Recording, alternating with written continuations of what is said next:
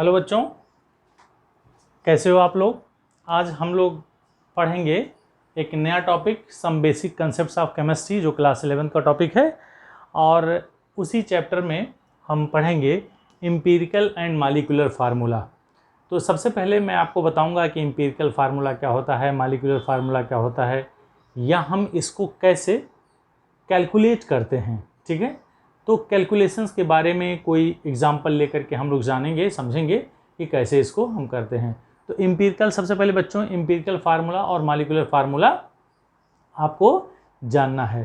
तो मुझे उम्मीद है कि आपने मेरा जो पिछला लेक्चर देखा होगा उसमें आपको सारी चीज़ें समझ में आई होंगी, some basic concepts of chemistry में। तो ये लगभग इसका अंतिम टॉपिक है बेसिक कंसेप्ट्स ऑफ केमिस्ट्री में। तो आइए देखते हैं एम्पिरिकल और मॉलिक्यूलर फार्मूला। अगर बच्चों हम इस एम्पिरिकल फार्मूला की बात करें कि एम्पिरिकल फार्मूला क्या होता है, तो अगर हम डेफिनेशन कहना चाहें तो कह सकते हैं it is the chemical compound which represents the simplest whole number ratio of the atoms of various elements in a compound. ठीक है, तो क्या कह सकते हैं, अगर हम एम्पिरिकल फार्मूला का डेफिनेशन लिखें तो कह सकते हैं इट इज केमिकल कंपाउंड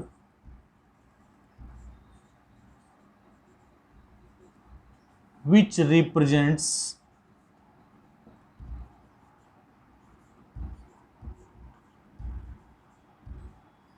क्या करता है बच्चों, which represents simplest whole number ratio, which represents simplest whole number ratio, whole number ratio किसका, of items।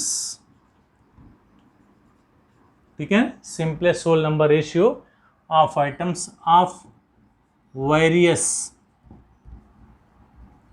elements, of various elements in a compound या in a molecule of a compound। ठीक है बेटा, जरा छोटे छोटे लिखा हूं कि जिससे जगह कम लगे। It is the chemical compound which represent simplest whole number ratio of the atoms of various elements in a compound. तो अब हम देखेंगे कि ये एम्पिरिकल फार्मूला क्या होगा, कैसे होगा।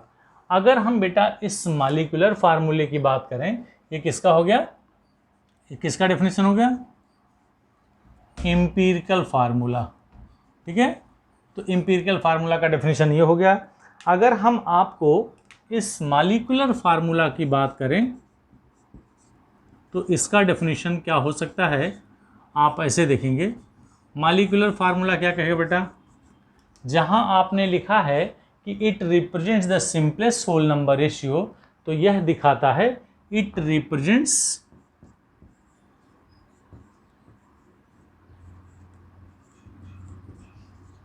actual number of atoms, it represents actual number of atoms of various element, of various elements। ये ध्यान रखेंगे कि किसी भी मॉलिक्यूल में या किसी भी कंपाउंड में जो एटम्स हैं उन एटम्स को अगर सिंपलेस्ट होल नंबर रेशियो में दिखाया गया तो दैट फार्मूला इज इंडिकेटिंग या that formula is known as empirical formula. और अगर किसी मॉलिक्यूल या किसी कंपाउंड में उस एलिमेंट, वेरियस एलिमेंट के एटम्स की एक्चुअल संख्या रिप्रेजेंट हो तो उसी को हम कहते हैं बेटा मॉलिक्यूलर फार्मूला। अब हम एक एग्जांपल लेकर के आपको समझाने की कोशिश कर रहे हैं, इसको आप समझने की कोशिश करिए। सपोज कर लिए फार्मूला ऑफ ग्लूकोज। अगर हम ग्लूकोज के फार्मूले की बात करें तो ग्लूकोज का फार्मूला होता है C6H12 और O6। ये इसका ग्लूकोज का फार्मूला हो गया बेटा। तो अगर हम इस C6H12O6 की बात करें तो this is known as, actually में क्या है, मॉलिक्यूलर फार्मूला। ये क्या हो गया, मॉलिक्यूलर फार्मूला। क्यों, क्योंकि इसमें कार्बन, हाइड्रोजन और ऑक्सीजन के जो एटम्स की संख्या है, एक्चुअल संख्या है, वो इंडिकेट है, यानी 6 है, 12 है और 6 है। लेकिन अगर हम इसको दिस इम्प्लाइज, हम इसको ऐसा भी तो लिख सकते हैं, कार्बन की संख्या अगर हम 6 से डिवाइड कर दें तो C1H2 और O1, ठीक है ना। तो 1 और 1 लिखा नहीं जाता बच्चों, तो अगर हम इसको CH2O लिखें तो this CH2O is known as the empirical formula. ये ध्यान रखेंगे कि this is known as the empirical formula. ये आप इसको बड़े आसानी से समझ सकते हैं कि जब किसी भी मॉलिक्यूल में या जब किसी कंपाउंड में बच्चों उस एटम के एक्चुअल नंबर ऑफ, उस कंपाउंड में वेरियस एलिमेंट्स के actual number of items represent हों तो उसको हम मॉलिक्यूलर फार्मूला कहेंगे। और जब इन आइटम्स को हम सिंपलेस्ट होल नंबर रेशियो में लिख दें तो that is known as the empirical formula. तो आई होप आपको समझ में आ गया होगा कि एम्पिरिकल फार्मूला और मॉलिक्यूलर फार्मूला क्या होता है। अब आगे देखते हैं कि एम्पिरिकल फार्मूला और इसमें क्या रिलेशन होता है। किसमें बेटा? रिलेशन।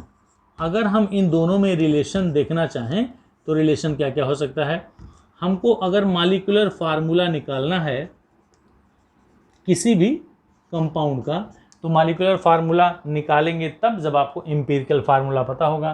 तो ये होगा बेटा N इंटू एम्पिरिकल फार्मूला, ठीक है। Empirical formula, molecular formula is equal to N into empirical formula, यही इसका बेस है। आप इसी फार्मूले से इसको निकाल सकते हैं। अब आपको ध्यान रखना होगा कि इसमें मॉलिक्यूलर फार्मूला आपको पता है, N नहीं पता है, एम्पिरिकल फार्मूला पता है। तो आप N की वैल्यू कैसे कैलकुलेट करेंगे बच्चों? N इज इक्वल टू होता है मॉलिक्यूलर मास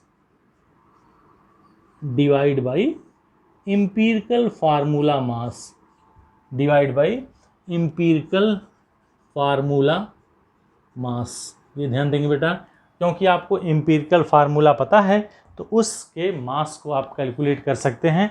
तो molecular mass divide by empirical formula mass. कभी कभी क्वेश्चन में मॉलिक्यूलर मास डायरेक्ट नहीं दिया होता है तो उसमें वेपर डेंसिटी दी होती है, तो क्या लिखेंगे बेटा? 2 इंटू वी डी को क्या बोलेंगे? Vapour density. और नीचे जो था एम्पिरिकल फार्मूला मास, इसको ऐसे ही रहते हैं, लिख देते हैं empirical formula mass. am I right? तो इस तरह से आपने रिलेशन देख लिया किसमें? मॉलिक्यूलर फार्मूला और एम्पिरिकल फार्मूला में। ये एम्पिरिकल फार्मूला का डेफिनेशन हो गया, ये मॉलिक्यूलर फार्मूला का डेफिनेशन हो गया, और ये इन दोनों के बीच में रिलेशन हो गया। तो अब हम चलते हैं बच्चों, इससे रिलेटेड कोई न्यूमेरिकल्स करते हैं जो इम्पॉर्टेंट होता है। मतलब अगर आपको तरीका पता होगा, आपको मेथड पता होगा, तो you can do it very well, ठीक है। तो लेट्स सी द एग्जाम्पल। कोई हम इक्वेशन लिखते हैं, कोई क्वेश्चन लिखते हैं और क्वेश्चन को हम सॉल्व करने की कोशिश करते हैं। आओ देखते हैं बच्चों।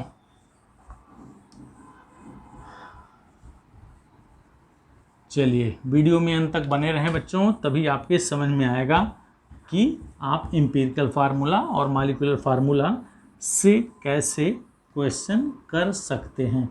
लेट्स सी, अगर हम किसी क्वेश्चन की बात करें तो अगर क्वेश्चन दिया है in an organic compound the percentage of carbon, hydrogen and oxygen are given as follows, तो then calculate the molecular mass of the particular calculate molecular formula of the particular compound. एक कोई organic compound है बच्चों, चलिए आइए देखते हैं।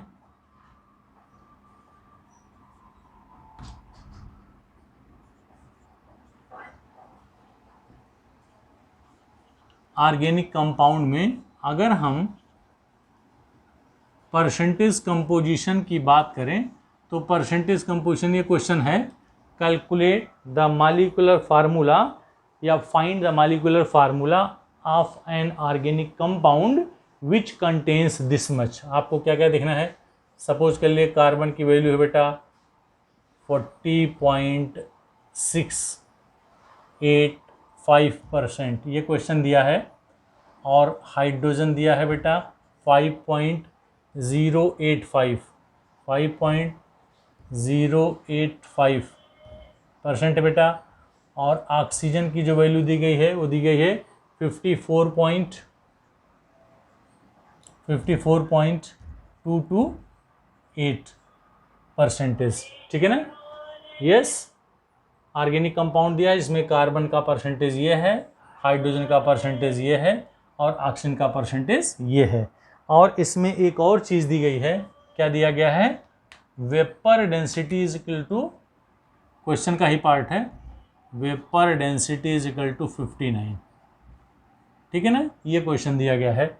अब इसी क्वेश्चन से आपको क्या फाइंड करना है, मॉलिक्यूलर फार्मूला, क्या निकालना बेटा, मॉलिक्यूलर फार्मूला आपको कैलकुलेट करना है, तो यही आपको फाइंड करना है। आइए देखते हैं कैसे लगाते हैं या किस तरह का क्वेश्चन हम कैसे सॉल्व करते हैं। तो बेटा मॉलिक्यूलर फार्मूला निकालने से पहले उसके एम्पिरिकल फार्मूला को हम कैलकुलेट करते हैं या फाइंड करते हैं, तब मॉलिक्यूलर फार्मूला। इसके लिए एक टेबल बनता है, लेट्स सी टेबल कहाँ से स्टार्ट करेंगे बच्चों, आइए देखते हैं। ये देखते हैं, सबसे पहले टेबल में लिखते हैं एलिमेंट्स, ठीक है, फिर लिखते हैं परसेंटेज जो दिया है क्वेश्चन में, फिर लिखते हैं atomic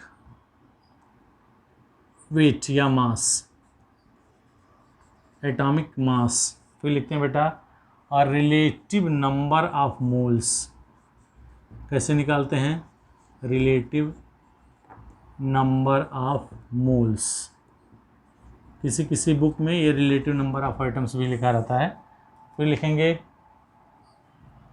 simplest ratio, simplest ratio, ठीक है। इतनी सारी चीज़ें, अभी इसमें एक और कॉलम बढ़ सकता है, ठीक है ना। आइए देखते हैं, अगर हम बेटा इस तरह से टेबल बना लें, ठीक है, तो इस टेबल में हमको क्या क्या देखना है, हमने ये टेबल कंप्लीट कर लिया बेटा। अब देखते हैं जो जो दिया है, एलिमेंट का नाम दिया है, वन फर्स्ट इज कार्बन, फिर हाइड्रोजन और फिर ऑक्सीजन, हम राइट, 3 एलिमेंट दिए गए हैं, कार्बन दिया है, हाइड्रोजन दिया है, ऑक्सीजन। इसका परसेंटेज अगर हम देखें तो कितना दिया है, 40.685 ये दिया है। दूसरे का परसेंटेज दिया बेटा 5.085 और ऑक्सीजन का परसेंटेज दिया है 54.228, ठीक है। और एटॉमिक मास कार्बन का वी नो 12 होता है, हाइड्रोजन का 1 होता है और ऑक्सीजन का होता है बेटा 16। अब ये जो रिलेटिव नंबर ऑफ मोल्स निकालना होता है, आप कहीं लिख लो या जान लो कि जो रिलेटिव नंबर ऑफ मोल्स कैसे निकालते हैं। यहाँ लिख दे रहा हूँ formula, relative number of moles ये होता है जो परसेंटेज दिया होता है divide by atomic mass, divide by atomic mass. इस सिंबल को बेटा हम लिख दे रहे हैं परसेंटेज, ठीक है, परसेंटेज बाई एटॉमिक मास। आइए देखते हैं, तो रिलेटिव नंबर ऑफ आइटम्स कैसे निकालेंगे, 40.685 डिवाइड बाई 12। दूसरा क्या करेंगे बच्चों, 5 थोड़ा ऊपर लिखेंगे, 5.085 डिवाइड बाई 1। और तीसरा क्या लिखेंगे बेटा, 54.228 डिवाइड बाई 16। अब इसकी वैल्यू हमको कैलकुलेट करनी होगी, तो आइए देखते हैं कैसे करेंगे बेटा।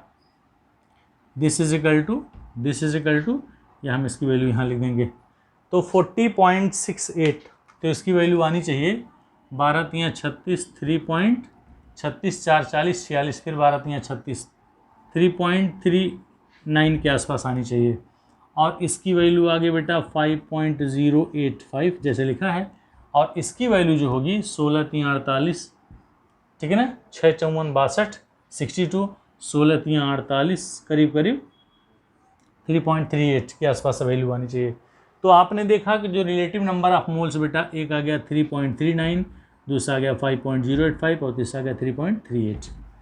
अब जो सिंपलेस्ट रेशियो है, उस सिंपलेस्ट रेशियो को हम क्या करते हैं बेटा, इसमें तीनों में जो सबसे छोटी वैल्यू होती है उसी से हम क्या करते हैं, सब में डिवाइड करते हैं। 3.39 यहाँ लिखा है और इसमें से सबसे छोटी वैल्यू वही है 3 नीचे, चूँकि 3.38 लिखा है, तो अगर इसको सॉल्व करेंगे तो इसकी वैल्यू 1 हो गई।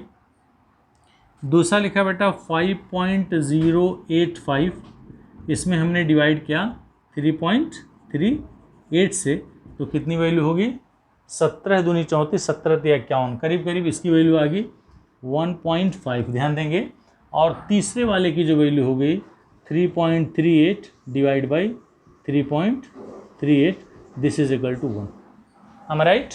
इस तरह से आपको ध्यान देना है कि रिलेटिव नंबर ऑफ मोल्स निकालने के बाद आपको जो सिंपलेस्ट रेशियो मिलना है वो क्या होगा बेटा, जो इनमें से तीनों में से जो सबसे छोटी वैल्यू होगी उसी में से सब में आपको डिवीज़न कर देना है। तो देखो आपने 3.39 और 3.38 लगभग ये 38 या 39 होगा, तो इसी में से आपने सबको डिवाइड करना, 3.38, 3.38 और 3.38, तो इसकी वैल्यू लगभग 1 आ गई, ये 1.5 आ गई और 1 आ गई। अब अगर ये वैल्यू बेटा पूरा का पूरा सिंपलेस्ट होल नंबर रेशियो में आता तब आपको कुछ करने की ज़रूरत नहीं थी, लेकिन चूंकि यह बीच में फ्रैक्शन के फॉर्म में आ गया तो यहाँ क्या लिखेंगे बेटा, होल नंबर रेशियो। यहाँ क्या लिखेंगे, सिंपलेस्ट होल नंबर रेशियो। क्या होगा, सिंपलेस्ट होल नंबर रेशियो। ये लास्ट वाला क्या होता है बच्चों, आपको ऑप्शनल होगा। ऑप्शनल कब होगा, जब ये इसके पहले वाले में क्या होगा, सिंपलेस्ट होल नंबर रेशियो नहीं आता है। तो इसको हम कैसे सिंपलेस्ट होल नंबर रेशियो में कन्वर्ट करेंगे बेटा, अगर 1.5 में हमने 2 से मल्टीप्लाई कर दिया तो ये 3 हो गया, तो इसमें भी 2 से मल्टीप्लाई होगा, इसमें भी 2 से मल्टीप्लाई होगा, तो यहाँ क्या हो गया 2 × 2, ये 3 और ये क्या हो गया 2 हो गया। am I right? समझ में आ गया। तो इस तरह से सिंपलेस्ट होल नंबर रेशियो क्या हो गया, 2, 3 और 2।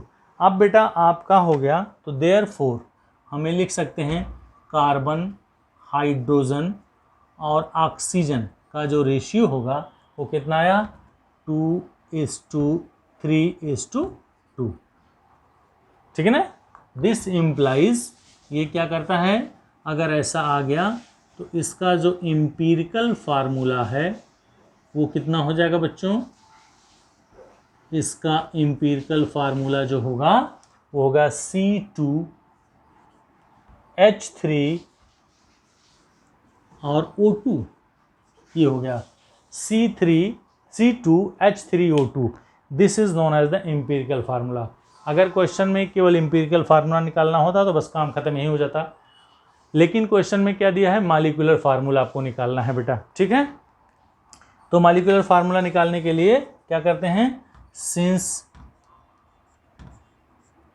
Molecular formula is equal to होता है बेटा n into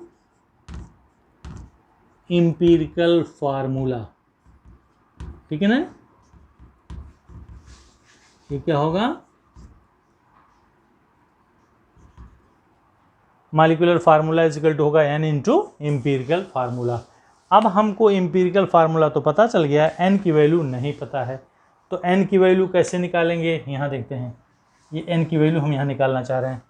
n is equal to क्या होता है, अभी मैंने बताया था, molecular mass upon empirical formula mass. क्या होगा, एम्पिरिकल फार्मूला मास। ठीक है बेटा, और मॉलिक्यूलर फार्मूले की जगह पे क्या दिया है, वेपर डेंसिटी। मैंने पिछले में आपको बताया था कि जो वेपर डेंसिटी होगी वह क्या होगा, 2 × Vd, ये फार्मूले में मैंने लिखा था, divide by empirical formula mass.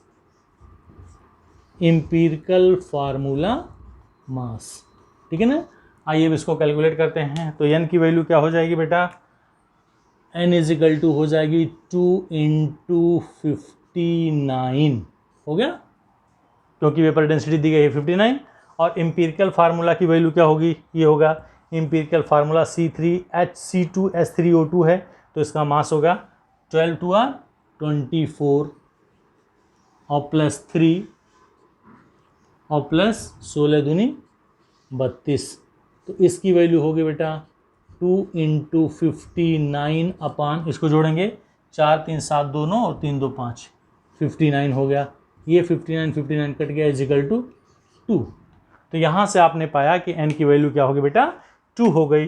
तो this molecular formula is equal to 2 × क्या हो गया C2H3O2 और दिस इजिकल टू हो जाएगा C4H6O2।